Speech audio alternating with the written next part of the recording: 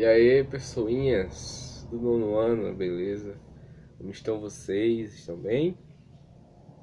Vamos aí dar o início à nossa aula de geografia e a gente vai tratar, né? Na verdade, continuar o que nós estamos vendo nas últimas aulas, certo? Na aula passada a gente começou a ver, né, sobre a comunidade dos estados independentes, um bloco econômico que sucedeu à antiga União Soviética, né? Vamos lembrar aí um pouco da história da União Soviética, a sua queda a partir de 1991, né? E a independência das repúblicas. E aí a Rússia, para não perder totalmente a sua hegemonia, ela acabou, né, criando esse arcabouço para manter aquelas repúblicas ex-socialistas próximas a ela, né, ou seja, a Rússia. Tá certo? Hoje a gente vai ver algumas características da comunidade dos estados independentes, né, para a gente amarrar essa ideia aí da CEI, né, ou CEI, ou CEI, chama como você quiser, Comunidade dos Estados Independentes, tá certo? Então vamos começar é, com alguns fatores, né, que aconteceram antes da formação da CEI, certo? Lá na página 129 do livro de vocês, né, vai ter exatamente esse texto que eu vou embasar na explicação de hoje, tá certo? Então, a CEI ela foi fundada em 1991, tá? Porém, os países, né, membros, os países que fazem parte da CEI hoje, né, a sua anexação, os seus envolvimentos, eles acontecem antes da criação desse bloco econômico, tá certo? Durante o regime socialista da Rússia, da União Soviética, né, nós temos, né, um reforço aí de uma política de unificação das propriedades, certo? Do chão, da terra, onde o povo plantava, né? E isso foi dado a partir da Revolução de 1917, onde a ideia da terra seria para todos, né? A terra seria para todos, serviria para todos, certo? Então isso mostra, né, o, uma das características pré-comunidade dos Estados Independentes, né? Onde nós temos aí essa coletivização da terra, né? Das propriedades agrícolas, que era controlada por quem? Pelo governo, obviamente, né? Vamos lembrar que a queda do Império Russo, né, do czar Nicolau II, acontece, a família imperial, né, é morta pelos revolucionários, né, que implantam aí o Partido Comunista Russo, dá início à Revolução Russa, implantam o seu regime soviético, o seu regime socialista barra comunista na Rússia, e aí começa o início dessa anexação de parceiros com a União Soviética, tá? Então o governo ele começa a dar as cartas para a propriedade, né, agrícola, onde a terra passa a ser um bem coletivizado, ou seja, um bem de todo mundo, né? Por exemplo, se a gente morasse naquela época na União Soviética, eu e você teríamos direito a plantar na mesma terra, porém nós não mandaríamos nela, apenas trabalharíamos e o governo que mandaria nela, entendeu? Porém, na época havia uma divisão, né, em dois, obviamente, que não dá para dividir por um, né?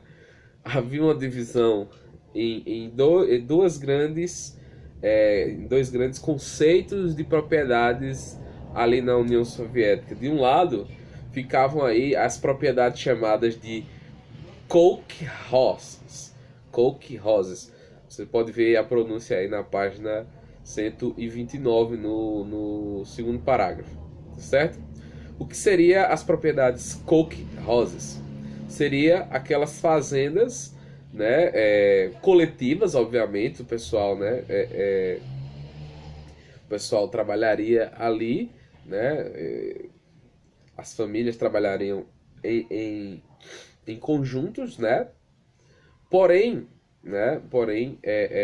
eram propriedades de capital privado ou propriedades privadas, tá certo? Já as propriedades que o governo soviético, né, mandava, desmandava, eram chamadas de sovkhozes, né? Então a gente tem essa divisão.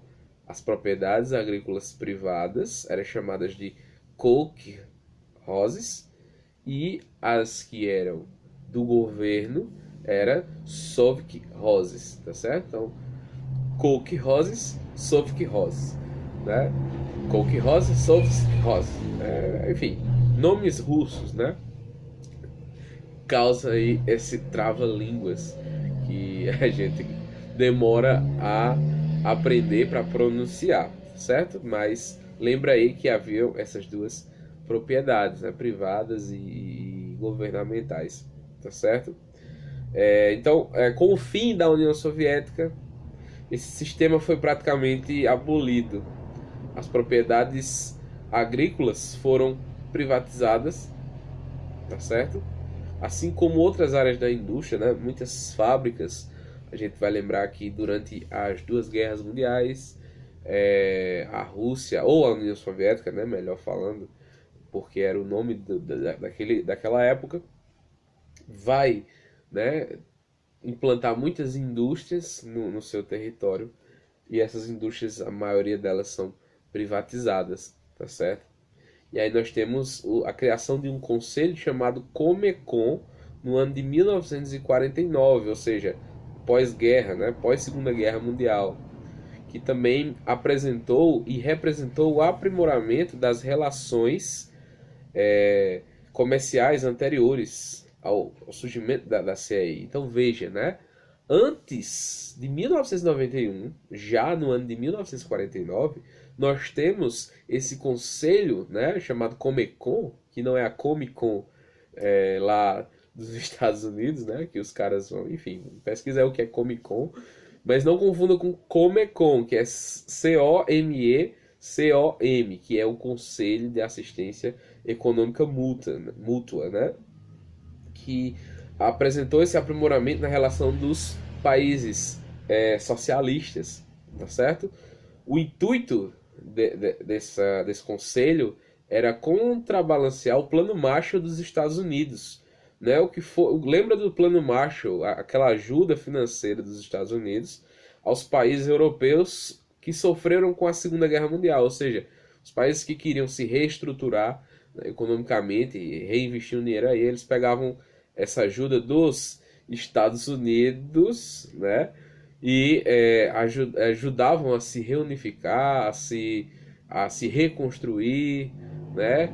E tentar superar o cenário pós-Segunda Guerra Mundial, que foi drástico, né? Então, veja que essa ajuda seria para o leste europeu, né?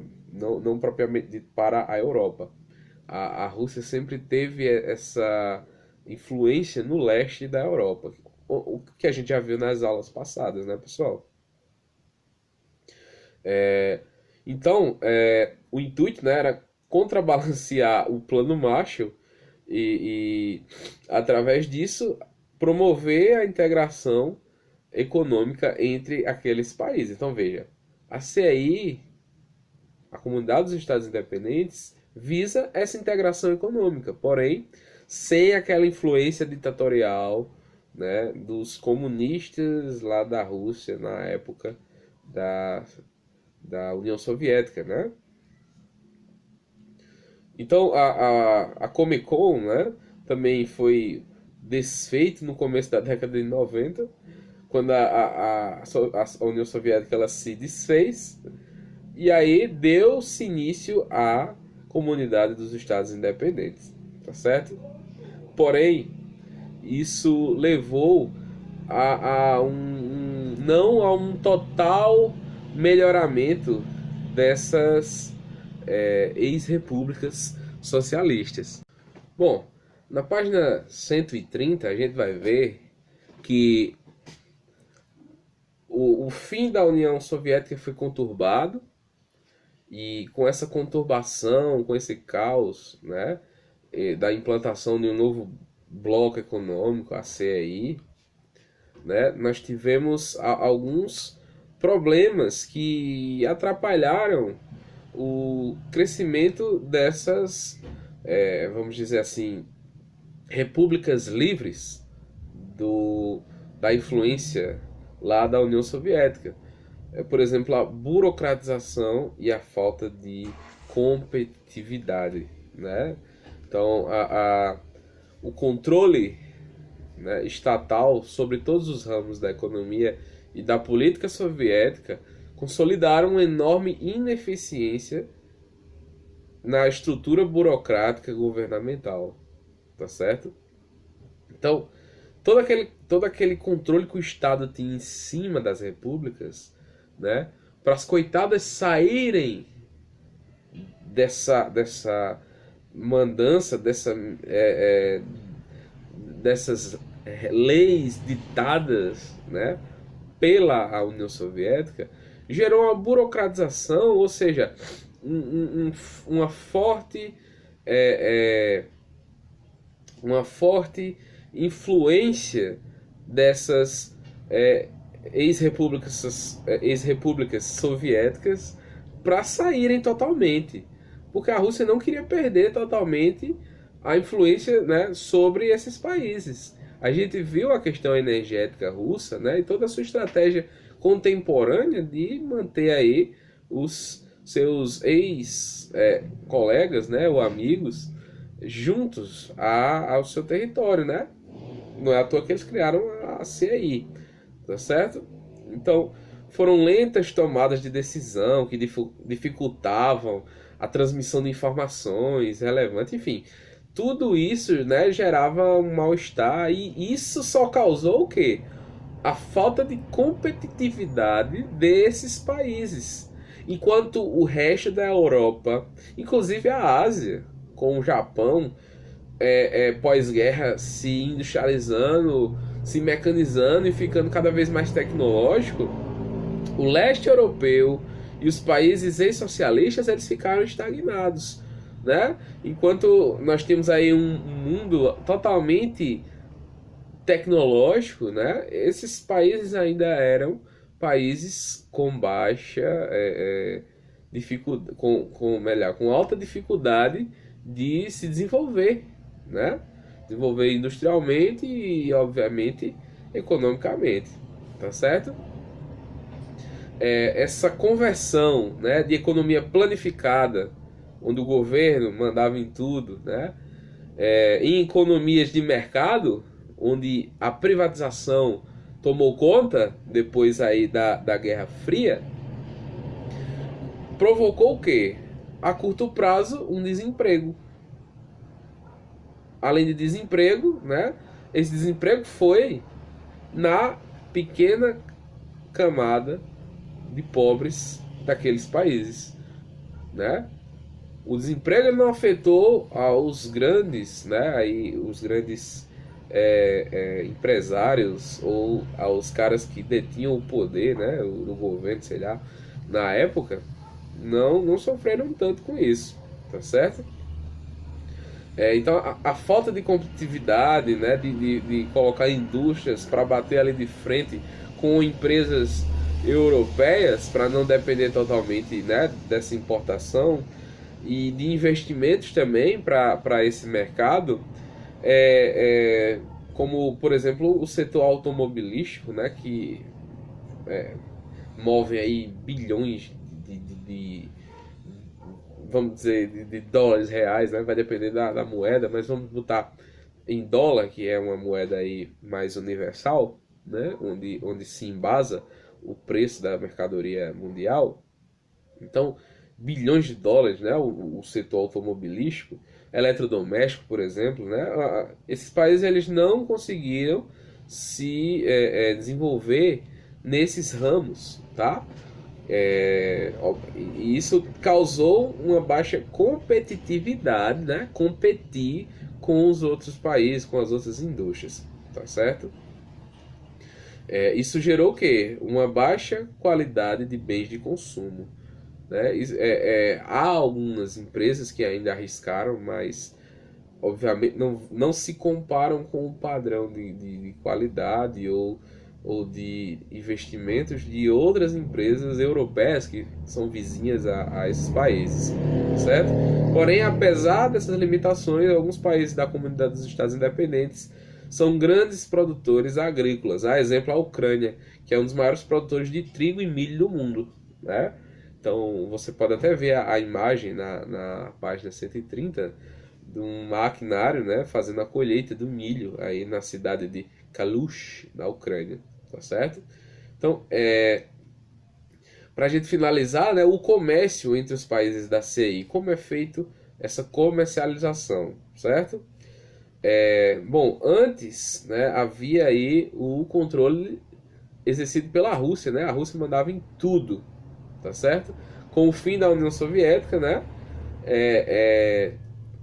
Os países eles ficaram mais livres para fazer esses acordos comerciais. Um exemplo para quem ainda está viajando aí na maionese, né? Como era e como ficou depois da União Soviética, da queda da União Soviética. Antes, a União Soviética, né, inclui ali aqueles países, por exemplo, a Letônia, que fazia parte da União Soviética. Se ela quisesse fazer acordos comerciais com outro país, teria que passar pelo aval da Rússia. Hoje não há mais essa relação de poder, né? A Letônia ela é independente, né? Depois aí da queda da União Soviética, ela tornou-se independente, tá certo? Então, vários países que depois vieram a se construir e reconstruir, né? Principalmente dentro da comunidade dos Estados Independentes, em relação às trocas comerciais, né? O fim dessa centralização em cada país provocou, né? Ou melhor, procurou se integrar no comércio internacional de maneira mais favorável aos seus interesses. Eles viram o seguinte: ó, a gente agora é a nossa hora de tornar-se independente, andar com os nossos próprios pés, nossas próprias pernas e fazer o nosso comércio, né? Isso levou, por exemplo, muitos países a não querer fazer negócio mais com os próprios países como a Rússia, né? Generalizando, tá? E se aproximaram mais à União Europeia, né? Visando melhor crescimento econômico aí, dos seus países, né? Então, veja, pessoal, que para a gente finalizar, né, a aula de hoje, essa transição de União Soviética para a comunidade dos Estados Independentes, né, foi um processo árduo para esses países. Imagina o que era você viver com um controle estatal exagerado e de uma hora para outra esse regime cai e dá-se início a uma nova forma de políticas econômicas naqueles países, né? Então isso foi uma grande mudança dentre esses países, né? O que causou aí algumas consequências, né? Como a burocratização para esses países saírem totalmente da influência soviética, né? Como também a baixa competitividade foi um dos problemas que a gente viu hoje, né? Porém, a gente vê que esses países, né, comercialmente, eles estão se aproximando mais à União Europeia do que aos seus próprios ex-companheiros, tá bom? Então, valeu, pessoal, se liga aí na atividade e a gente se vê na próxima aula, tá bom? Beijo, Tchau, xixa.